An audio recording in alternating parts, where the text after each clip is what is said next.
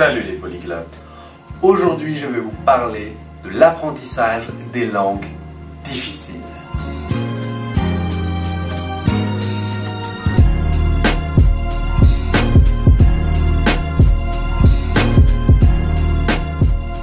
Premièrement, qu'est-ce que c'est une langue difficile? Pourquoi est-ce qu'on parle de langue difficile? On dit le chinois c'est difficile, le japonais c'est difficile, le russe c'est difficile. Donc c'est un terme difficile qui est éminemment subjectif. Je n'aime pas ce mot, je n'aime pas qu'on parle en disant qu'une langue est difficile. Le français, c'est pas forcément facile. Je suis prof de français, je sais qu'il y a beaucoup de choses qui sont compliquées en français, mais néanmoins, tous les élèves sont capables d'avancer et donc, petit à petit, de parler.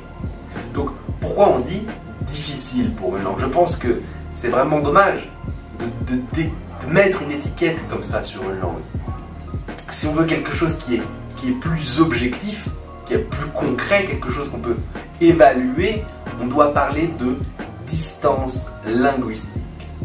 Quand on parle de distance linguistique, là on a affaire à quelque chose qui est évidemment plus concret, qu'on peut mesurer en partie évidemment et qui permet faire avancer le débat.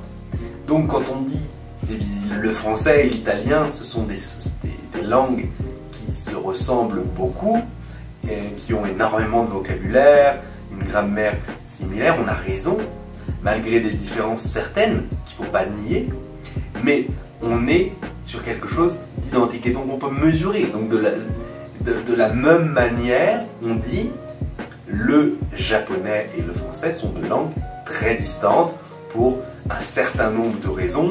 L'alphabet, la structure de la langue en japonais est aussi très différente.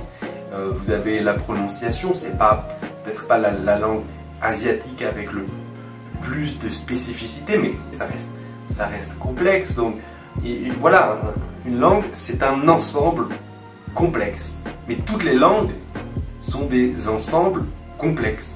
Comme le moteur d'une voiture, c'est quelque chose de complexe. Comme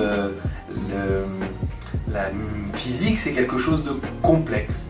Les langues sont complexes. Donc oui, ça peut paraître impressionnant quand on commence, mais moi je préfère partir du principe qu'une langue est facile. Une langue, ça demande du temps, ça demande de sortir de sa zone de confort, ça demande d'accepter de faire des erreurs et ça demande de garder sa motivation sur le long terme.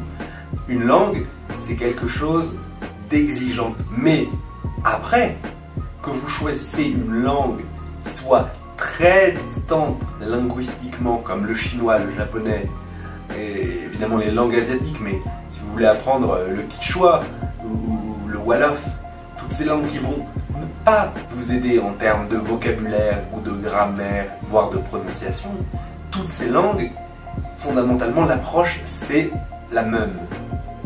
Le seul conseil que je dois vous donner, si vous voulez apprendre une langue donc distante linguistiquement, c'est d'avoir un objectif clair de long terme. Vous devez avoir un objectif pour toutes les langues. Moi, j'ai un objectif pour l'italien. Je veux apprendre l'italien en 6 mois. Donc, il faut avoir un objectif pour une langue distante et il faut accepter que l'objectif varie en fonction de la distance linguistique entre votre langue maternelle, la langue que vous voulez apprendre, et aussi les autres langues. Si vous parlez polonais, j'ai souvent lu ou entendu que si vous parlez polonais, le slovaque peut être plus facile pour vous. Si vous parlez suédois, le danois c'est beaucoup plus simple. Donc vous êtes aidé par votre langue maternelle et toutes les autres langues que vous avez apprises. Si vous voulez apprendre une langue difficile, je pense que votre apprentissage ne devrait pas beaucoup changer par rapport à l'apprentissage d'une langue plus similaire à celle que vous connaissez déjà. Je vous conseille fortement de travailler vos objectifs de long terme parce que ça va prendre plus de temps et aussi de diviser, diviser toujours sur des objectifs de 3 mois ou de 6 mois.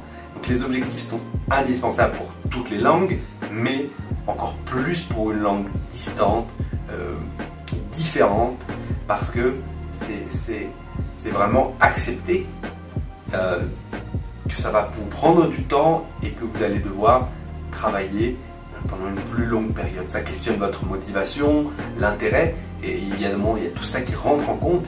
Donc n'hésitez pas, établissez bien vos objectifs de long terme. Ensuite, pour commencer dans une langue vraiment différente, essayez de vous attaquer à ce qui peut être justement le plus éloigné de la langue que vous connaissez. Le chinois, c'est vraiment indispensable de ne pas mettre de côté les tons. Parce que j'ai souvent entendu, je ne connais pas du tout le chinois, mais j'ai eu des élèves chinois, ils m'ont toujours dit que mais pourquoi la grammaire elle est aussi compliquée en français? Chez nous, c'est beaucoup plus simple, les conjugaisons, la grammaire.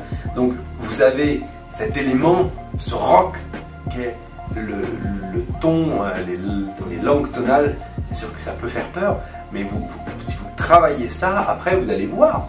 La grammaire en chinois, c'est beaucoup plus facile. Je pense que toutes les langues ont une spécificité ou deux qui est très compliquée. Encore récemment, je parlais avec un ami polonais qui me disait que la prononciation en polonais, c'est pas aussi horrible qu'en anglais. Alors en anglais, c'est vraiment difficile, mais voilà, on apprend un peu l'écriture de cette langue, la prononciation, après, elle est beaucoup plus simple. Et l'anglais, sur ça, c'est vrai que c'est difficile. Alors qu'il y a beaucoup de gens qui vont vous dire que l'anglais, ça va faire partie des langues faciles, parce que la grammaire est simple. Donc chaque langue va avoir une spécificité, va avoir un élément vraiment complexe. C'est ça que vous devez essayer de prendre en compte et d'accepter. Et ensuite, plus la langue est éloignée de la vôtre, plus vous allez devoir travailler. Donc, pour une langue dite difficile, encore une fois, vous devez commencer par l'élément, justement, le plus étrange, le plus différent, celui qui demande le plus de temps. Et ensuite, les autres choses vont couler. Voilà, je vous souhaite une excellente journée et je vous dis à demain pour une autre vidéo. Ciao!